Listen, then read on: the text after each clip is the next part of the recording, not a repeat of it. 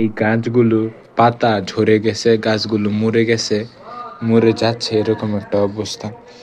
তো মানুষ অনেকটা এরকমই, মানুষকে যদি ভালোবাসা না দেওয়া হয়, একটু কেয়ার যত্ন না নেওয়া হয়, তখন মানুষটিকে এভাবে মরে যায়। হয়তো মানুষ বাহির দিয়ে এভাবে পাতা ঝরে যায় না, কিন্তু বাহির দিয়ে জীবিত থাকে, কিন্তু ভিতর থেকে মানুষটা মরে যায়।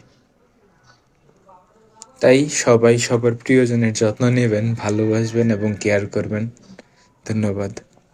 ভালোবাসা দিয়ে নাকি পাথরে ফুল ফোটানো যায়, এরই ধারাবাহিকতায় আমি মরা গাছগুলোতে, ঠিক মরা না, ফুল গাছটা হয়তো জীবিত হইতে পারে, এটা মারা গেছে কিনা ঠিক বুঝতে পারতেছি না, তবে আমি চেষ্টা করতেছি এই পাথরে ফুল ফোটানোর জন্য।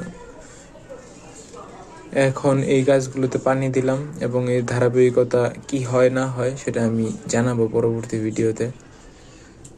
সবাই সাবস্ক্রাইব করে পাশে থাকবেন। ধন্যবাদ। আজকে দ্বিতীয় দিন এবং আপনারা দেখতেই পাচ্ছেন একদিনের পানি দেওয়াতে এই গাছগুলো অনেকটা প্রাণ ফিরে পেয়েছে। গাছগুলোতে এখন আর আগের মতো ওই যে নির্জীব ভাব ছিল, লাইফলেস একটা ভাব ছিল, সেটা এখন আর নেই। আসলে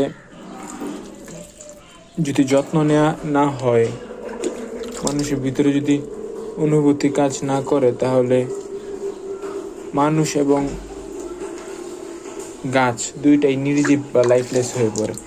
তবে এই লাইফলেস জীবের মধ্যেও প্রাণ ফেরানো সম্ভব নিয়মিত যত্ন, ভালোবাসা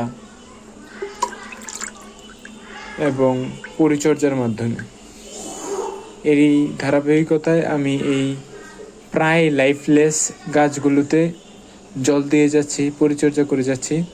এর ফলাফল আমরা খুবই শীঘ্রই দেখতে পারবো। ধন্যবাদ।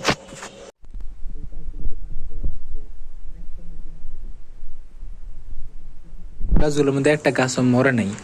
এই যে এই গাছটা, এটাতেও পাতা আছে। এই যে একটা মরিচ গাছ ছিল, মরিচ গাছের নতুন পাতা চড়াইছে, জাগাইছে। এবার সেটা ফুল গাছ ছিল, ফুল গাছের নতুন পাতা গজাইছে। সব কিছুই ঠিক আছে। এই পাশে এই অংশটুকু মারা গেলেও, পাতাগুলো নষ্ট হয়ে গেলেও ওই পাশে কিন্তু সতেজ পাতা আছে।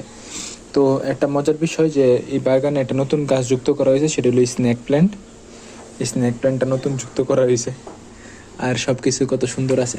তো একটু পরিচর্যা, একটু যত্ন, একটু কেয়ার, একটু ভালোবাসা দিলে আসলে পাথরে ফুল ফোটানো যায়।